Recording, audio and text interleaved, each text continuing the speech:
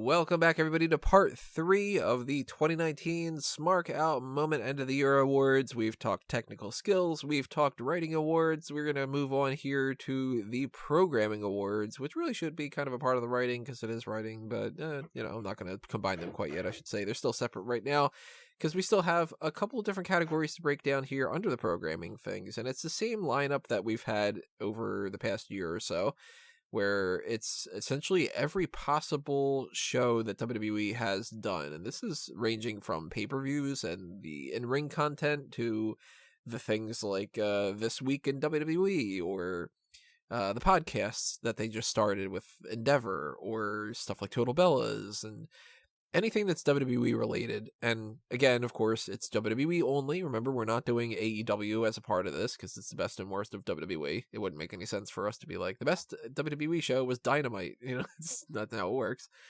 But we still have lots of things to go down here, and I think that we should just get the ball rolling with the in-ring shows. So our options for this are 205 Live, Main Event, NXT, NXT UK, Raw, and SmackDown. We didn't actually have Mae Young Classic this year, and we didn't have the Mixed Match Challenge, which thankfully we didn't because I don't think that served any purpose. So that's all the in-ring stuff that we had because everything else was either a special one-time event or a pay-per-view. So let's go with the worst. Are we all going to pick the same? Are we all going to pick Main Event? No. Okay. I know you're going to say Main Event because, as you very correctly say, pretty much on every other podcast, it serves no purpose and nobody watches it. Yeah, this is a show that WWE has not ever put on their website since like the very first time that they had that show. Like they just don't even list it. You look under their shows page and it's like that show doesn't exist. And Zack Ryder's on it every once in a while. He doesn't even know when the show comes on. But just because it is the show which technically is probably the least important, it doesn't offend me because I don't have to watch it, and I choose not to watch it. The same way of like NXT UK can be hit or miss, and 205 Live is not very important, but I only watch NXT UK occasionally, and I don't watch 205 Live. The worst is the one that, are the ones that should be a lot better than what they actually produce, which is basically, it's a tie between Raw and SmackDown are the two worst shows they produce because they should be so much better than what they do. And they're the shows that we, as people that comment on wrestling, have to watch and be subjected to. So I'm consistently going to keep them as being the worst until they get markedly better. Makes sense. I'm going to rule out Main Event because you can't love or hate something that you just haven't watched since 2013. So I'm going to rule that out. I'm going to say the worst is 205 Live because this year really showed that they don't know what to do with the cruiserweights. They wanted to do this individual show because they thought, it's, it'll get us some praise from the internet community, but the internet community didn't respond as well, I think. And this year was all over the place with like Ali left to go to SmackDown, Buddy Murphy left, and then they immediately revealed like, yeah, he's actually 234 or something. Dude looks no different at all and gains 20-something pounds over the course of that time frame. Sure. It's just not a necessary program. And I think they've proven that in recent months with how many times they have just scrapped it since SmackDown's moved to Friday. So keep the cruiserweights under the NXT banner like they've been doing. I think that's fine, but I think 205 Live is ultimately just the biggest waste of time. Well, what's weird is they clearly value 205 Live more than Main Event. Yet, I feel like in 2020, 205 Live has more of a chance of going away than Main Event does. Yeah, that's probably true. I mean, what will they do before Raw episodes? For the live crowd, pretty much. I can still just do normal dark matches, but it's strange that they're in a situation where this Hulu thing they don't even promote is probably still going to stay around because they must have some sort of contract with Hulu where they need to produce some sort of content. And that's where they get like those Raw replays and things like that. Like maybe Hulu is like, well, we need our own show that you can only find here. And WWE's doing the literal bare minimum that they could possibly do, where they're like, all right, well, you want a TV show? Fine. Dana Brooke versus Sarah Logan for 16 weeks in a row. I don't quite get it. I don't see the point. But maybe the whole Fox deal and selling over to Disney, maybe that has something to do with Main Event coming up soon, too. You know, at some point, Main Event could go away, and I don't think anybody would be surprised at all.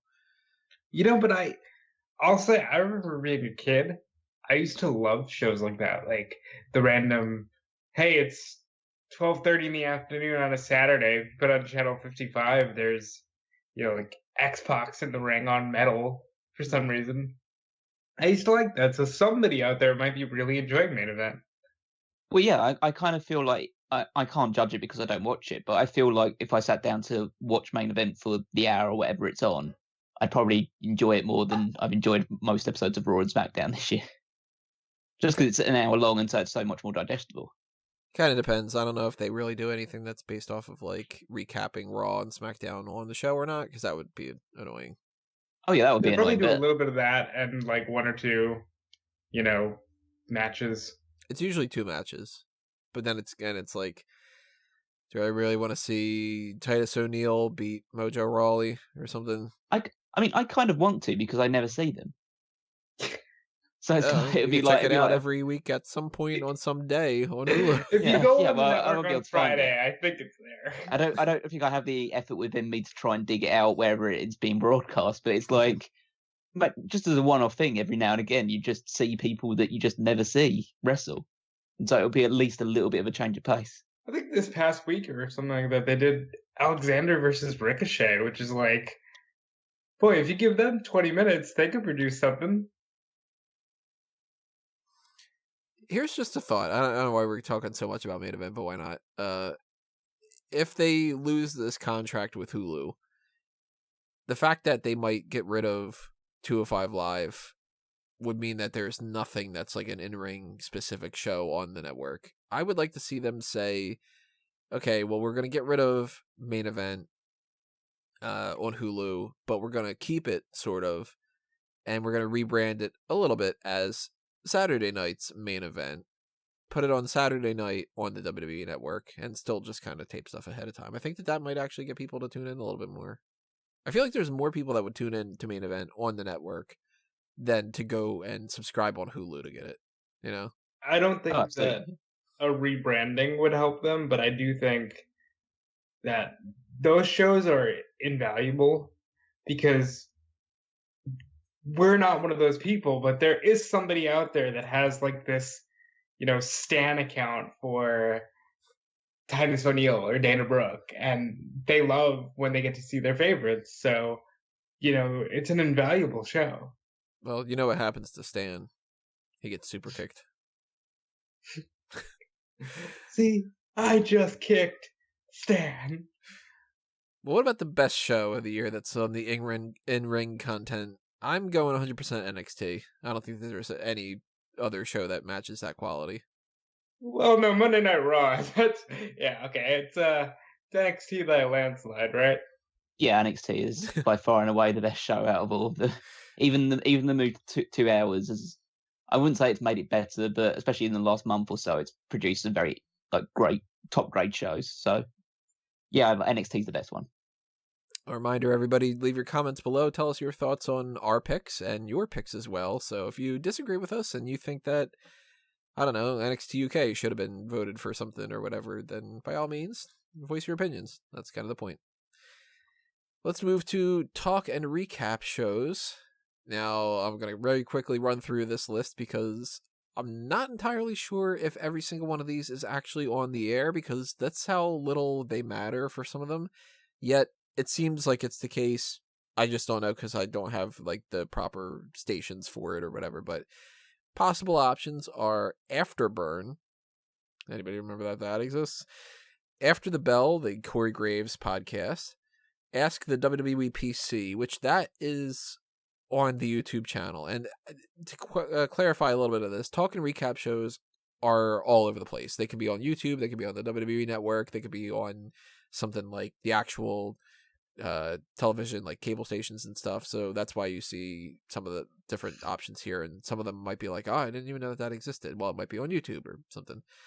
So there's that. There's the podcast things too. There's Bottom Line, the Broken Skull Sessions, The Bump, brand new show, Experience, Fallout, Photo Shoot, Playback, Pop Question, Table for Three, The New Day, Feel the Power, This Week in WWE, WWE Ahura, WWE Backstage, WWE Now, WWE Sunday Damal, WWE Vintage, and WWE, I'm still not sure how to pronounce it, but it's Walthriuha. Somebody please leave a comment and tell me how to pronounce that, because I've been calling it Walthriuha for all this I'm time, looking it up. and it can't possibly be that. Well, then again, it could possibly. I'm looking it up. I'm going to hear how they pronounce this. Oh, look at that. They won't even let me see it in my region. You're not ever supposed to know what this is about. And I'll also talk about these later on when we're talking about the broadcast. Okay, it's Waloha. So why is there 3 in there? You know what the cool kids spell their E's with 3s because they're cool? It's elite speak for that. Yeah. Yeah, Waluha. Okay, I'm gonna still call it Walthriuha because I think that's funnier. Let's go with best on this one. I had 2, and I'm leaning one way more so than the other one. But the 2 that I had written down as my potential picks were Playback, which is the show that people sit down, watch one of their matches, and talk about their memories of it and stuff, and the New Day podcast. They've only done 3 episodes, I think, so far, and they've been pretty entertaining. The one of them, they talked about their injuries. One of them, they talked about all the potential other names that the New Day would have been, and that was great, hearing all those like ridiculous names that they had pitched to them. And I just kind of enjoy that quite a bit. So it's one of the 2. I'm not too entirely sure which one I'm going to go with, but my third option probably would have been WWE Backstage, because even though I've disliked some parts of that, some parts of it I do think are pretty interesting. So it's still better than like The Bump, for instance. The Bump bothers me quite a bit. But who you guys have for, or what do you guys have, not who, for best talk / recap shows? I'm gonna go with WWE Now for best because it encompasses everything, and it typically has a lot of random stuff for pay-per-views where you're like, oh shit, they added Andrade and Humberto Carrillo to the pay-per-view. So that typically does have good information. And for worst, a lot of these can just be lumped in together, but let's go with Waluha just because that name is odd. I don't feel comfortable judging ones which I haven't watched. So most of these ones are just complete unknowns to me. I haven't even listened to the New Days podcast yet or Corey Groves' one, so I can't even judge those ones. So I have to go by the limited amount that I have either watched or listened to. So the best for me would either be Table for Free or Photo Shoot. I probably would go for Table for Free because even though they probably could stand to like have them talk a little bit more, most of the time they get a few interesting conversations and you get to see just them shooting the breeze on any topic that comes to mind, really. I like Photo Shoot as well just because it's just is able to just go through a wrestler's backstory and through a few pictures, notable pictures from their past. And the worst is The Bump because I just don't really like most of the presenters on it. And I feel like if you have Backstage now, The Bump is just another addition onto that where it really doesn't offer anything of real value. It's almost like they're diametrically opposed to each other and trying to do the same thing at the same time. Like The Bump feels like WWE's version of WWE Backstage, where they kind of want to shoot a little bit, but they don't let them. And one of the things I don't like about the bump is they'll have somebody on and it'll be like, say like Adam Cole, and they'll say, hey, you really have this storyline going on. What do you think? And he'll be like, oh, it's great to do this thing, and we're going to pitch these other characters, and we'll see where the storyline goes. And it's like, okay, you're admitting that it's like fake. And then the next question will be like, so Finn Balor is going to fight you, and he'll be like, yeah, I'm going to kick that guy's ass because I don't like him. It's like, why can't you just pick if you want to be real or fake on this show? At least with Backstage, everybody's just like, all right, we're addressing it as if it's, the Raw post show or something where we can just talk about things and not have to worry about keeping kayfabe. And I don't know how to, there's stuff about the bump that I just really can't get into, like Evan Mack and Dan Vollmeyer, and for that matter, Caleb Braxton, not the best host in some ways. There's some good stuff. There's some. I like Ryan Popola, for instance. He's always perpetually just ready to smile and talk about how much he loved something. I love that guy's passion. But I still didn't give the worst the bump, because there's Afterburn and Bottom Line and Experience and all those things. WWE Vintage, they're pointless. Especially Afterburn, Bottom Line, and Experience. I could understand WWE Sunday Dhamal, where they're trying to break things down for the Indian market because they don't have all access to all those shows. But why do you need that for 3 different shows for the American audience? For Afterburn and Bottom Line and all that. Motherfuckers, if you're not watching Raw and SmackDown, I don't know what to tell you. You got Raw on cable, you got Raw on Hulu, you've got Raw recap stuff on YouTube. You've got torrents. You don't need to have Scott Stanford tell you everything. If they are still doing all this stuff next year, instead of just running, 'cause that's another thing too. Why do you need multiple versions of the same show if it's all just recapping the same material? Why not have one show that recaps all of that, and then the only variations that you have are the ones that are for the other countries? I hate it. Yeah, it makes sense, but there's a company that likes throwing money at stuff that doesn't matter too much. Yeah. Let's go to documentary shows. These are Chronicle, Day of, Making WWE, Ms. and Mrs., PC Diaries, Then and Now, Total Bellas, Total Divas, Untold, Where Are They Now, WWE 24, and WWE 365. To me, the worst is a 3-way tie. It's Ms. and Mrs., Total Bellas, and Total Divas. I just don't like reality shows. What do you guys have for worst? Total Divas and Total Bellas. At least with the Ms. and Mrs., the Miz comes across as quite likable. So I give it a little bit more of a pass, whereas Total Bellas and Total Divas, they make a concerted effort to make every single one of the people that appear on those shows unlikable. And I almost feel like it's bad to put them into the documentary category because they're so unbelievably scripted. Even certain reality TV shows kind of go a little bit, okay, so they put them in situations, but they're trying to react to it. It's so fake, these shows, even worse than some other reality TV shows out there.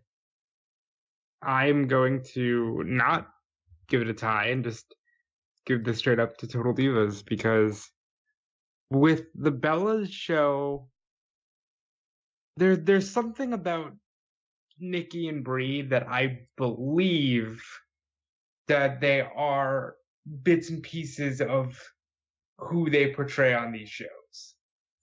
And even when Cena was on Total Bellas, I believed that, okay, this is a little weird for John, but John is probably that, particular about things. Total Divas, especially without the Bella Twins now, is just all right, guys, how do we get ratings? Gotta create some fake drama here. Maybe we put Ronda Rousey on. Maybe that boosts the ratings. It's just not good. You mean to tell me that you guys don't believe that every single week they go through some kind of a situation where they argue with each other and then they realize that they're just sisters and that they love each other so much, and then next week they get into the same fucking argument and do the whole thing all over again? No, I believe they go through that every day. No, yeah, I think they do get into those sort of arguments every single day, but they just don't show them on TV because they're real, and so like they don't want to actually show. I could imagine like Sonya Deville getting someone's face backstage for something that goes wrong, and they're just like, no, cut the cameras. We're not showing that thing. You need to actually show that that this is fake. Like, you need to do it in a really like obvious voice of like, yeah, I'm really mad at you, but you know that this isn't actually real, and it's there's probably so much worse things that they could show, which would make so much better reality TV. And for the best, I gave it to 365 because even though they've only done I think one episode this year, at least that's one that tracks a story, and the title makes sense, unlike WWE 24. And there are basically the same types of things for Chronicle and Day of, but Day of, a lot of these episodes tend to be more so just actual shots of people standing around and not a narrative or anything to follow. It's just sort of like, here's Sasha Banks stretching on the ring, and here's Sheamus backstage just kind of jumping up in the air a little bit. I don't see the point in that. Chronicle can be good, but part of Chronicle that throws me off is it seems like they kind of almost script a little bit of that too. Whereas 365, I feel like, is the most genuine content. It's throughout the whole year, recording people, and you don't know exactly what's going to happen throughout the year. And the title makes sense. So, good enough. This isn't the strongest category to me, I think. They need to bump up their documentary shows and do a much better job. So you're saying you want more of the bump? They need to bump up the bump too while they're at it. Go ahead. No, go ahead. Oh, it's good. I was just going to say that I would probably disagree with Tony in the sense that I feel that, honestly, WWE's documentary shows are probably the best content they put out outside of NXT. I agree. It's like, I remember those rumors that were going around. They were trying to, well, I don't even know if they were rumors. They were trying to push Raw to get an Emmy award at some point. And just like thinking, yeah, you really, that's going to work. I just like looked at some of their documentary shows and thought, put some of these forward. These could actually might get you somewhere in those categories. But my favorite out of the bunch is Chronicle. I parts of it is like a little bit faked and scripted, but I feel like it's a piece of content that really toes the line between the real and the narrative they're trying to tell, the storyline they're building up to. And I think they do it in a way which isn't hitting you over the head in the same way that a reality TV show would do. It's more about, okay, so this is how I really feel, and this is how my real build up has been. There's been real life events, but I'm trying to frame it into the story in a way that they could really benefit from doing more on the actual programs they produce.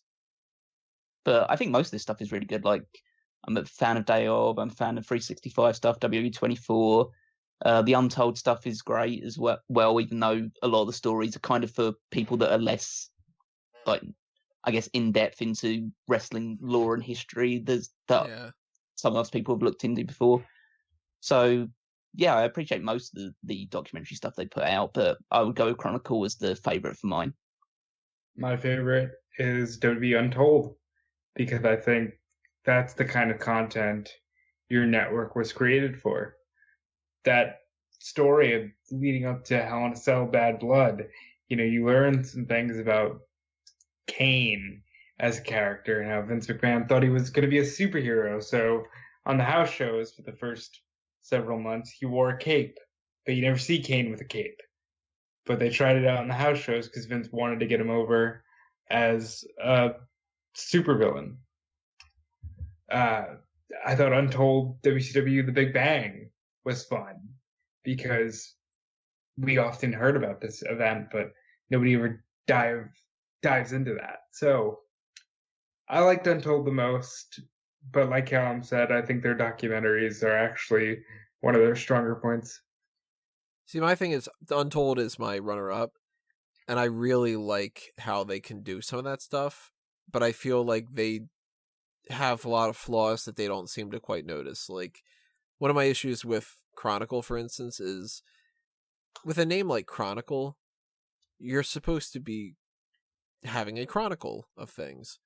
And when you name it something like WWE Chronicle Dean Ambrose.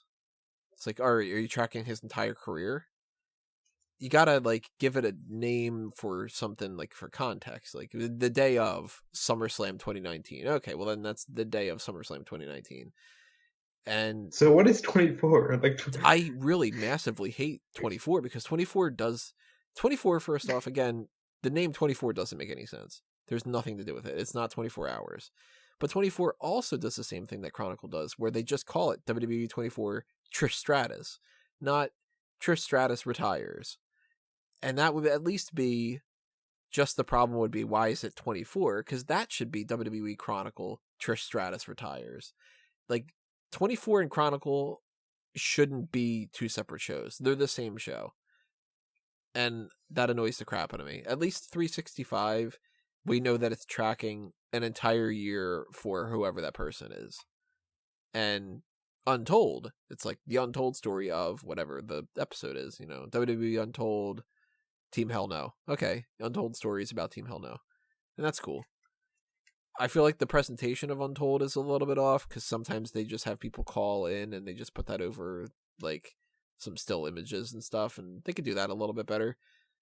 But that's the one that has a little bit more potential than some of the other things. For that matter, I'd like to see more of things like Where Are They Now? And they didn't do anything this year of that formerly known as, and I liked that. So I'd like to see more of those kind of things. Just stop doing WWE 24 more than any of the other ones. Well, except for the reality shows, because they're so stupid. And they're not for me, though. They're for a different type of audience, so I get it. Now let's move to oddball shows. These are all the ones that I can't figure out a way to group in without it being like, all right, we're going to have a whole separate category for shows in which people are in a car riding, But there is the Edge and Christian show that totally reeks of awesomeness, the Fashion Files, which is no longer a thing, Figure It Out, that's the show that Zack Ryder and Kurt Hawkins buy toys, Game Night, List This, Ride Along, Talking Snack, the entire channel essentially of Up, Up, Down, Down, WWE Explainers, and WWE Reimagined. Now, you might not even know what Explainers and Reimagined is, because they only did, I think, one episode of each. Or one episode of Reimagined, and I think that Explainers, they might have it a few. Explainers is basically like, if you don't know anything about Becky Lynch, check this out, and we'll give you a breakdown of her career. Reimagined was people talking about what would have happened if Undertaker would have gone to WCW. And I think that it's mostly like, would he have fought Undertaker? Would he have fought Sting? Would he have fought the NWO, etc., etc. For best, I have either Figure It Out or Ride Along. And I'm actually leaning more towards Figure It Out. I think I'm going to give it to that one. There's something about Ryder and Hawkins just being like gleeful little kids and going to toy places and marking out over little things that I think is very endearing and fun. And it's interesting to see when, like, I think it's the most recent episode that Ryder, he has the Ryder rule where no matter where they go, he has to at least get one thing, even if it's like some, $5 thing or something. But he had looked at this like casting of a Big Boss Man figure, and I don't even think that the figure came along with it. I think it was just like the plastic mold or something. Yeah. And he spent something like $5,000 on the damn thing. Jesus fuck. It's like he spends so much money, and we're in a business where so many people go, well, you got to save your money because you never know what'll happen. And he's like, I need that Slimer figure from Ghostbusters and stuff. I wish I could give it to Ride Along, but they've been doing a lot of things on Ride Along that are just kind of blah to me. So even though I like it better than some of the other things, I think I'm going to have to go Figure It Out. I'm going with best. Very easy. Up, up, down, down. It's fun. I enjoy video games. I enjoy watching everybody act goofy with each other. I think Xavier Woods struck gold. And I think everything about the channel is good. Yeah, I have to concur that Up, Up, Down, Down is the clear winner here. For me, it's Xavier Woods has got such a likable personality, and the fact that he brings it on on like WWE superstars, and they're allowed to just cut loose, talk about whatever, take their own like little nicknames and play a load of fun, mostly like arcadey games for the most part. But yeah, it's just, and there's a good variety of content on the channel. Obviously, it's all revolving around video games, but it gives Cesaro an opportunity to like have a bit more personality on screen. Tyler Breeze gets a lot more opportunity to shine. You get to see stuff with like the D&D stuff they do with Ember Moon and Alexa Bliss, who's like I'm surprised at how well Alexa Bliss fits into that environment. But yeah, it's just a really, really good channel, and hopefully it continues for a long time to come. What throws me off about Up Up Down Down is when they have people that aren't the wrestlers on. Like, they'll just have some guy live streaming a Let's Play, and I don't know who the dude is. Or Woods will bring on like a video game person, because I'm not a video game guy, so if it's like, oh, I brought in this guy, he's got a gaming channel too, I'm like, I don't care. Yeah. Well, you know what the great thing about that is? You don't have to watch those ones. Yeah, exactly. Yeah. And there's like, that's another thing that too, like if you are into gaming, then that's awesome. And I'm sure that that's like so cool to be able to see like Xavier Woods interacting with like the Game Grumps or something like that, where like I totally get like why that's so popular, and I love a lot that he's done on that. To me, I skip a lot of it, so that's why I don't give it the best. But it certainly doesn't get the worst for me, not at all, because that wouldn't have been anywhere close to the worst. My worst out of this pick is explainers. I feel like they don't do it all that well, and it's like, my God, how many times do you need to explain the same things? A lot of the stuff isn't all that complicated. My worst is easily reimagined. They randomly put out this really cool Undertaker and Sting graphic, get everybody all hyped for like a 5-minute video about, oh, I would have liked to have seen Undertaker against, I don't know, maybe Hollywood Hogan or Sting? And then you got Zack Ryder going, oh man, I was like the WWE guy, so Undertaker would have totally beat Sting. It was just like this weird, lame video. Boo. It was close between Reimagined, because it basically is just a load of people talking around saying, "Oh, wouldn't it have been great if the Undertaker had fought Sting?" And yeah, I agree with that. And I thought that it would be great if Undertaker fought Sting at some point. It's just like they don't go into any detail about how that would have happened or what the feud would be about or anything like that. They're just basically it's just 8 minutes or so of just people talking about, oh, that would have been great if that had happened. Wouldn't it have been great if that hadn't happened? And then just, you turn it off, and then you've just wasted 8 minutes of your life that you're never going to get back, and you cry a little bit, and then you move on. But it's between that and Ride Along, because I think there were too many episodes of Ride Along this year that were based around Kentucky Fried Chicken and other sponsors. True. It's just like, like originally it was just like a fun little concept, just like a couple of guys or girls or whatever just riding from show to show, even though it was just, that this is not how they would talk to each other if they were actually there was no cameras on or whatever. But now it's just become product placement opportunities, and that it sullies it even further. So I probably would do Ride Along for that, because at least with WWE Reimagined, they realised how bad it was and decided not to go back to it, whereas Ride Along, they'll stick with it and continue to lessen it and diminish it even further. They could do Reimagined so they much could do better so much too. With Reimagined. You figure you've got the 2K games. They can do like some footage, like, run a bunch of simulations and actually do some kind of things like with that and kind of splice the footage together.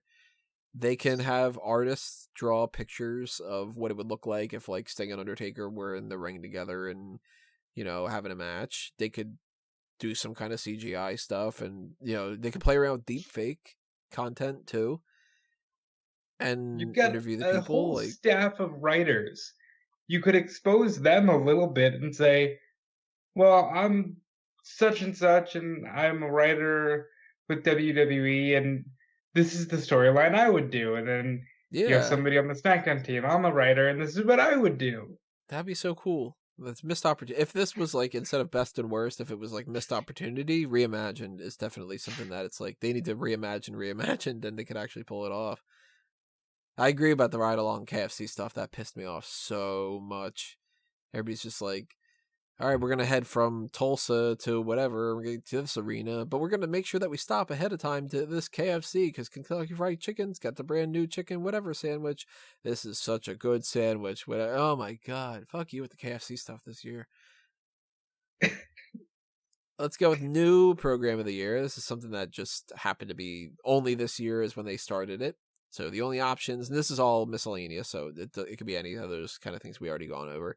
So these are After the Bell, Broken Skull Sessions, The Bump, Making WWE, The New Day Feel the Power, WWE Backstage, WWE Explainers, WWE Reimagined, and WWE Untold. Out of the list of this, I'm going to go WWE Untold as the best. For reasons that we already kind of broke down. I'm going to go with the best, The New Day Feel the Power, because they're so genuine together, and I can't wait to hear more of what they have to say. I wanted to cheat slightly and say NXT on the USA Network as my favourite program of the year. Because technically, it's a different program. I mean, it's still NXT, but it's different. It's 2 hours long now, as opposed to the 1 hour. But if I had to be stringent in terms of sticking with the possible options, I'll go WWE Untold. Now, if we're worst, I mean, we've already ran down a lot of this too, but since I gave Explainers the worst for the other thing, it's kind of hard for me to give anything other than Explainers for that. But I could see Reimagined being on there. I could see The Bump being on there. How you guys feeling? See, The Bump doesn't offend me as much as it offends you. I don't like that with programming like The Bump and Backstage, they try to force you into watching these things because they keep making these match announcements and making things that somebody who reports the news has to have on at all times. I would like a moment of freedom, but The Bump doesn't offend me that much. What does offend me is WWE Backstage. And there's so much I don't like about this show. Whether it be that it's on at 11 o'clock at night. That sucks. And they do the damn the satin sheet, and Ryan Satin's cool, and I think this is a perfect job for him. But the weird thing of like Mike Johnson reported that John Morrison was signed back in September, and here comes Ryan Satin just letting the air out of the room. Hey, John Morrison signed. Or maybe the most egregious offense, you bring CM Punk back to the company, whatever you want to say. The show's called WWE Backstage. I know he's an employee of Fox. And you fucking do nothing with it. Like, you don't announce it ahead of time to get people hyped and actually watching your show, which, by the way, is down to 95,000 viewers. And then you don't even have him on every week. You don't even pay him enough to go, hey, for the first 3 months, can you just be on the show every Tuesday?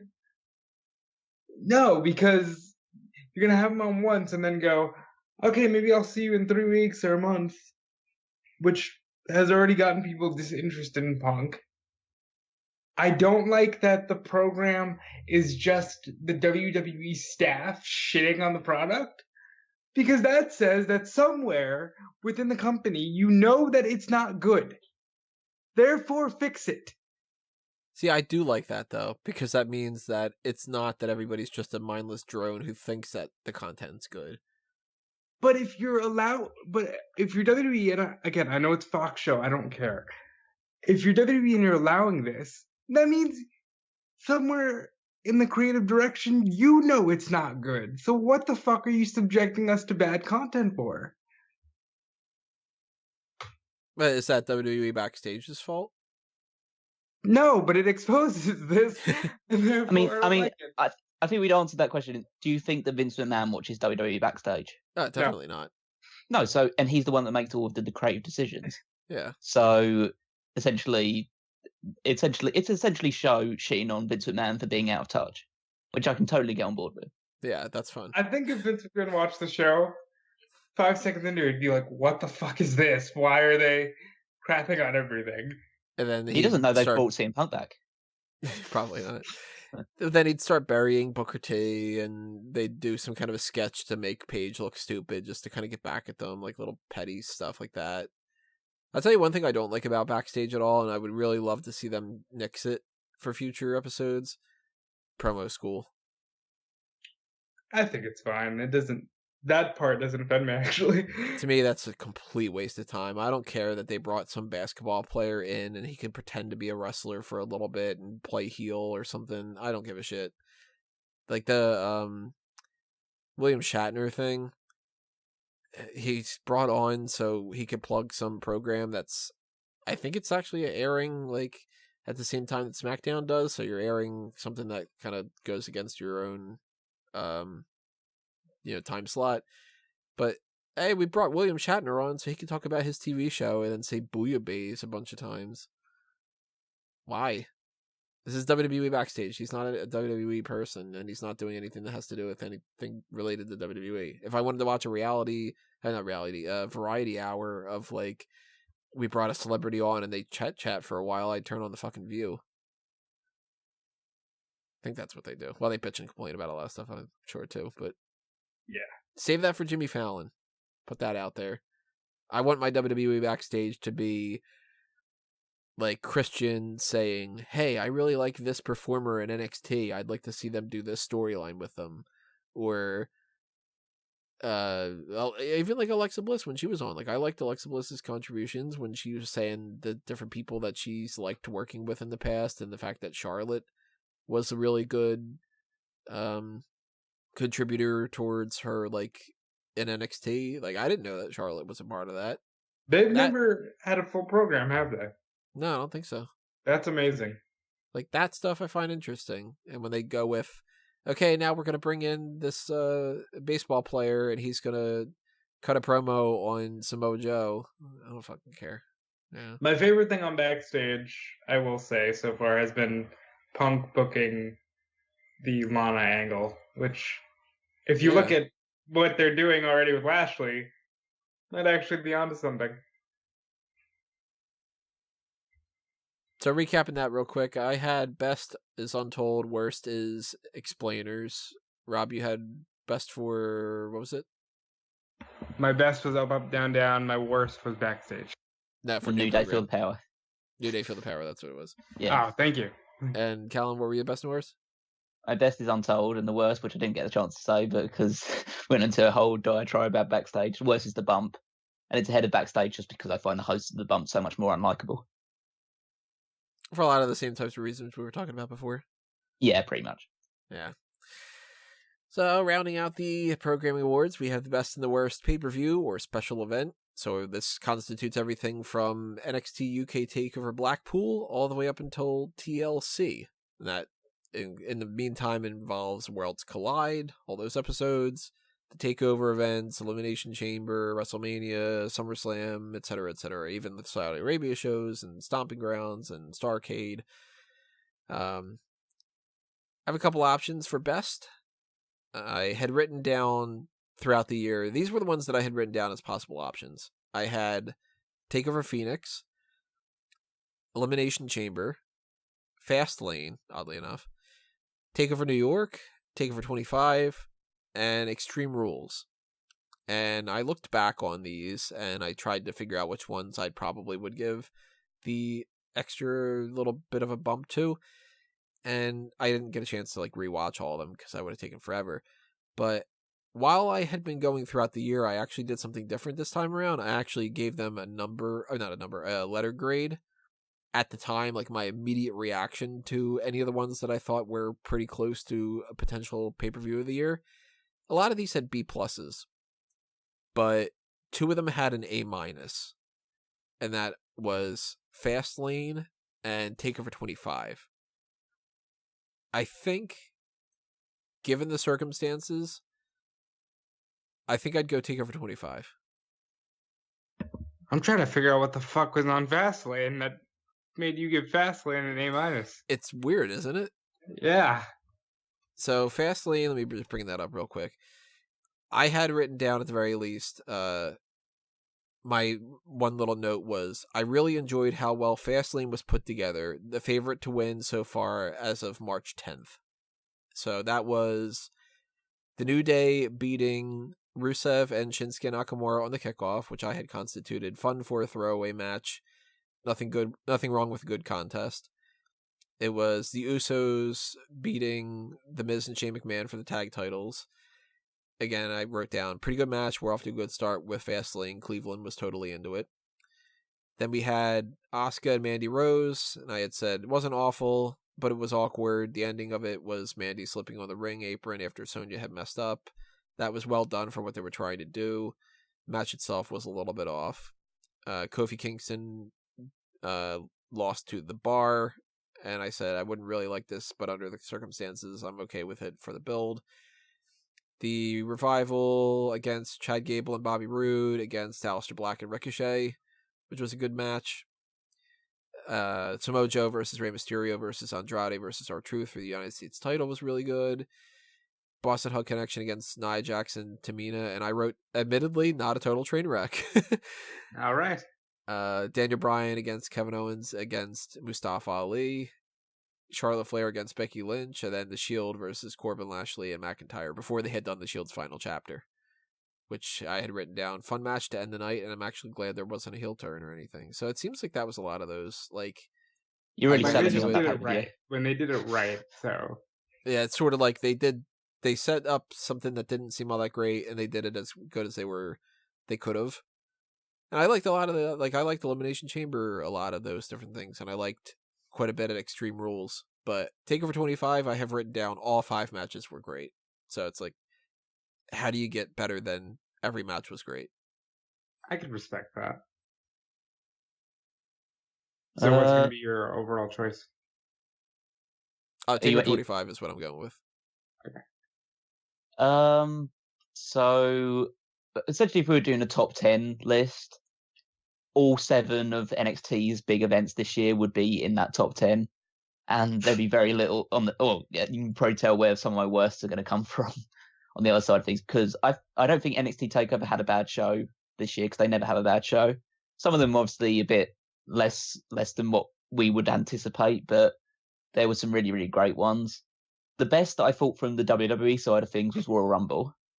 Like right at the start of the year, I thought that was a show that was actually pretty well put together from top to bottom. But if I'm going for the overall, I think it has to be NXT TakeOver New York. And I'm just going to follow that up with say that mine is also NXT TakeOver New York. And Callum, I'll let you explain why. It's just every single match I thought was great. The opener with the Viking Raiders against Aleister Black and Ricochet, even though with what Black and Ricochet had done throughout the year, that kind of maybe earned them a bit more of a high-profile match. They managed to make the most out of that and continue the tradition of basically every tag team match at an NXT TakeOver is going to be one of the best matches of the night. Walter against Pete Dunne was an amazing match. Yep. Velveteen Dream against Matt Riddle was probably when that's the weakest match of the night, arguably, then that's like that you're on for a winner of a show. The Fatal 4-Way match got a lot of people for the women's title, got a lot of people in the mix and produced a lot of good spots, and the main event was one of the best matches of the year. Yeah. So I would have to put that one, but I would put that obviously on top of everything, but NXT TakeOver 25, NXT TakeOver, I'd put War Games high up there as well, and I'd put NXT TakeOver Blackpool high up there as well. But New York is the best one for me. New York is absolutely the best one for all the reasons Callum mentioned. It was just a flawless show, and it was the standout of WrestleMania weekend. I would say, if we could say the first half of WrestleMania, I'd put that very high up there. But then the second half happened. See, I want to get into that because on the one hand, I almost want to say Mania because the 3 things that were supposed to happen happened, and they were great moments. Rollins beats Lesnar, Becky wins the main event, and Kofi wins the title in a very emotional moment. But because Becky versus Ronda versus Charlotte went on at 12 o'clock in the morning, and full disclosure, I fell asleep during the match and had to rewind it to watch the finish. I'm going with WrestleMania as my worst show of the year. Wow. Because it was too long. It was too long. They need to learn how to better pace WrestleMania. I kind of felt that when I took to WrestleMania, there were, as I say, two halves to it. I think everything from Rollins winning the technical show opener after the kickoff stuff, because the kickoff stuff didn't really matter. But from that point till Kofi winning the WWE Championship, I thought if it continues like this is the best WrestleMania in years and years and years. But it fell off a cliff beyond that point to a load of matches which didn't matter and a crowd that was getting more and more tired and exhausted with the whole experience. But it's definitely not my worst, because if I was to say my worst, I mean, there's a lot of options. For a long time, it would have been, well, for a long time early on in the year, it might have been like some of the Worlds Collide shows, because they were not the most well-structured things, and they didn't really have a lot of consequence attached to them, like the Brands Collide one in particular. But there's obviously Hell in a Cell, because that had such a terrible finish, but a lot of stuff that happened earlier in the night redeems that a little bit. I almost went. It was really good. Yeah, and like I think there was some good like tag team matches on that as well. I almost went with TLC. Mm-hmm. I really, really didn't like that show. I think I have a note of TLC was garbage. There's so much on that show which really, really just. I think the 4 final matches on that show are just all terrible, and or at least they should have been a lot better or bigger deals than they were, and it's kind of redeemed by the tag team match at the start of the show and Black against Murphy. That they're kind of like the only 2 high spots, but that might be enough for them. I probably will end up going with, and I know that the ones that Tony is going to be considering, but I'm not going to go with the house show ones just because they're just so inconsequential. It has to be one of either Crown Jewel or Super Showdown, just because not only are the shows not very good because they're just, again, glorified house shows, and I probably will go with was it Super Showdown was the first one, right? Yeah, that was the one with Undertaker Goldberg. Yeah, because that's the worst match of the year, or one of the worst matches of the year, then I kind of have to put that one on top of everything. But and because it had a 50-man battle royal, which is like never ever put 50 men in the ring at the same time, because it's just a load of people just standing around for ages, just like pressing up against each other. And yeah, so I'll 100% go with Super Showdown as my worst one. And because it's not just the shows are bad, they also carry so much baggage with these Saudi Arabia deals. It just makes the whole experience so much worse. Would you say, though, since Rob picked WrestleMania as his worst and you picked that as your worst, would you say that Super Showdown exceeded or surpassed WrestleMania? I'd say at least equaled. Well, it equaled the second half of WrestleMania, maybe. So it was as good or exceeded the second half of WrestleMania. Yeah. Yeah, I have to go the Shield's final chapter, Smackville, and Starrcade. They all are on the same wavelength because they had 3 possible ways to get the house show things this year. At least one of the 3 should have worked, and all 3 of them were absolute trash. I feel like almost the Shield's final chapter was the worst out of the bunch because it had 2 matches that were quick and pointless, and their big selling point was, we've already milked Dean Ambrose's exit from WWE 5 or 6 times at that point. Let's do the same match that we've already done 5 or 6 times, and we'll just show it to you again. There's no point in that. If they had done something like, it's the Shield's final chapter, and all 3 of the Shield members are going to fight in a triple threat match, okay, then that's something a little interesting. But not that the 3 of them fight again, Lashley and McIntyre and Corbin. I mean, it had just happened at Fastlane or Elimination Chamber or whatever it was. Why bother doing that? And They botched the finish with Balor and Elias. It just had no value behind this thing, and that was their option to get people to get, like, we're going to get the best out of this Dean Ambrose thing that we can for the last time. And also, hey, if you want more of this stuff, you might have to pay a little bit more in the future, but you'd be totally cool with it because we're giving you this extra stuff, would you? No. You know, I try to use these like food analogies a lot, but like think about if you order some kind of something at a restaurant, and let's just say it's like a plate of pasta. A lot of places will give you like garlic bread or something to go along with that. What if they just gave you like burnt garlic bread and they were like, that makes it better, right? Because we gave you an extra thing. Well, I'm not going to eat it. Yeah, but it's extra, so it's better. All right, well, dump a whole bunch of that on my fucking table. It's not going to make me want anything more. In fact, I'm going to be a little bit annoyed that now I have that on my table and I have to fucking move it around. And for me, I had to watch these shows because I have to do it for my job. And that I had to watch these garbage shows pissed me off more than if they wouldn't have even had it. And I thought that maybe the Shield's final chapter thing was like, well, they threw it together at the last minute. It's got an awful name to it. But when they announced that they were going to do Smackville, I'm like, well, that's got a crap name too. But hey, maybe they've learned their lesson from the last one. Maybe this time they're going to do something actually different. And it wasn't. It still sucked.